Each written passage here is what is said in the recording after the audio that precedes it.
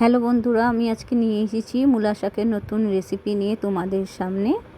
তো আমি কড়াইতে এখন গরম করতে বসিয়ে দিয়েছি। কড়াইটা হালকা গরম হয়েছে, তো হালকা সরষের তেল আমি দিয়ে দিলাম, কারণ কি শাকে বেশি সরষের তেল না দিলেই হয়। যেহেতু আমি বেগুনটা ভাজবো, তাই এই পরিমাণটা একটু বেশি দিয়েছি। এই যে আমি ডালের বড়িও দিব শাকে, এই যে রয়েছে সাদা সাদা ডালের বড়ি।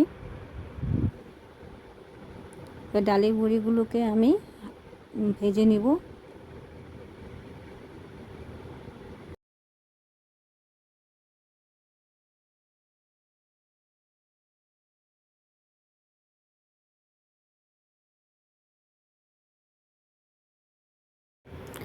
তোমরা দেখতেই পাচ্ছ যে আমার ডালের বড়িটা ভাজা হয়ে গেছে, তো আমি একটা বাটিতে উঠিয়ে নেব।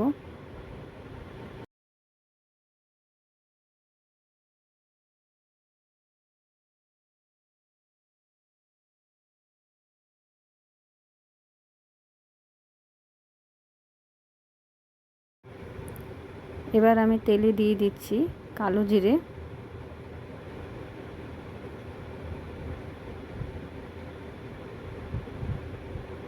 বেগুনগুলো দিয়ে দিচ্ছি। এবার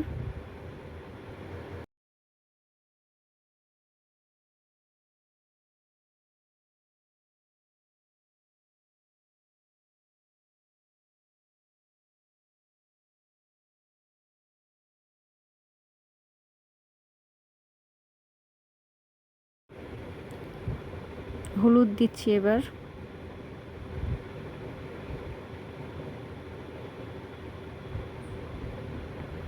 সাথে দিচ্ছি লবণ। আবার একটু হালকা হাতে করে নেড়ে দেবো। বেগুনগুলোকে আমি হালকা লাল করে ভেজে নেব।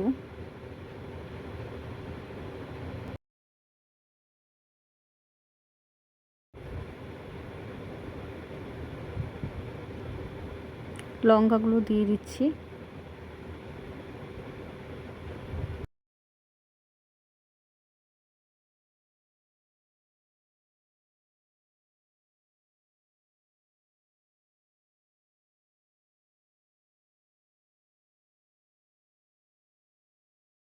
আদা গ্রেট করে দিয়েছি, দেখতেই পাচ্ছ শাকের উপরে। এবার শাকগুলো দিয়ে দেবো।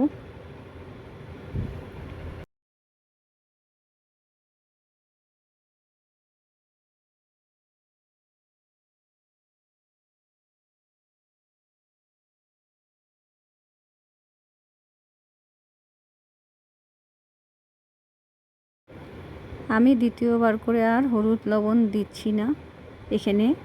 আপনারা চাইলেন পরিমাণে অল্প হলুদ অল্প লবণ দিতে পারেন, কারণ কি পরিমাণ মতন না দিলে আবার লবণ বেশি হয়ে গেলে শাক খেতে একদমই ভালো লাগবে না। সাথে দিয়ে দিচ্ছি ডালের বড়িগুলো, যেগুলো আমি ভেজে রেখেছিলাম। কারণ কি এখন না দিলে ডালের বড়িগুলো ভালো করে সেদ্ধ হবে না, আর খেতে একদমই ভালো লাগবে না। এখন থালা দিয়ে ঢেকে দিলাম। শাকটা হালকা আঁচে রেখে দিয়ে কিছুক্ষণ পর পর চেক করতে হবে যে এটা সিদ্ধ হয়েছে কিনা, কারণ কি আমি এখন পর্যন্ত কোনো জল দিইনি। শাকের থেকে যে জলটা বেরিয়েছে সেটাই আমি ঢেকে দিয়েছিলাম।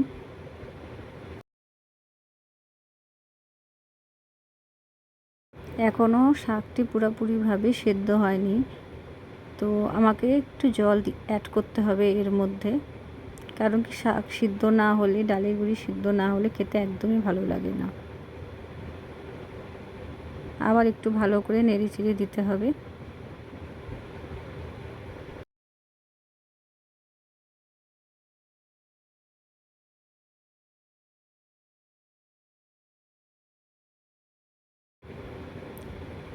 এখন আরও 10 থেকে 15 মিনিট মিডিয়াম আঁচ রেখে শাকটিকে ঢেকে ভালো করে রান্না করে নিতে লাগবে। প্রায় 10-15 মিনিট পর আমি দেখছি যে না, এখন মোটামুটি সিদ্ধ হয়ে এসেছে। আর কিন্তু পরিমাণে একটু জলটা বেশি আছে, যেটা আমাকে একদম শুকিয়ে নিতে হবে, কারণ কি শাক খেতে একদম জল জল একদমই ভালো লাগে না। এই দেখো ডালের বড়িগুলো আমার মোটামুটি সিদ্ধই হয়ে এসেছে, দেখতেও কি সুন্দর লাগছে।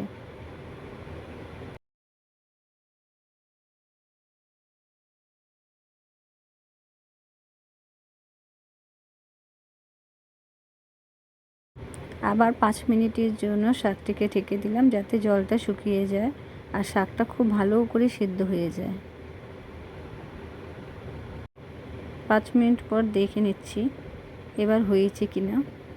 তো মোটামুটি প্রায় হয়ে এসেছে। তো আমি এটা হালকা হাতে নাড়াচাড়া দিতে থাকবো, কারণ কি একদম শুকিয়ে গেলে শাক আবার কড়াইয়ে লেগে যেতে পারে।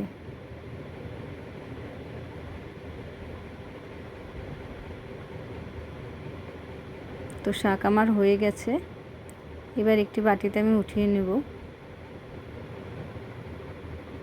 এই দেখো লাস্টে আমার শাকটি দেখতে কত সুন্দর হয়েছে। তো নেক্সট ডেতে আসবো আমি নতুন ভিডিও নিয়ে বন্ধুরা। ততক্ষণ টাটা, বাই বাই।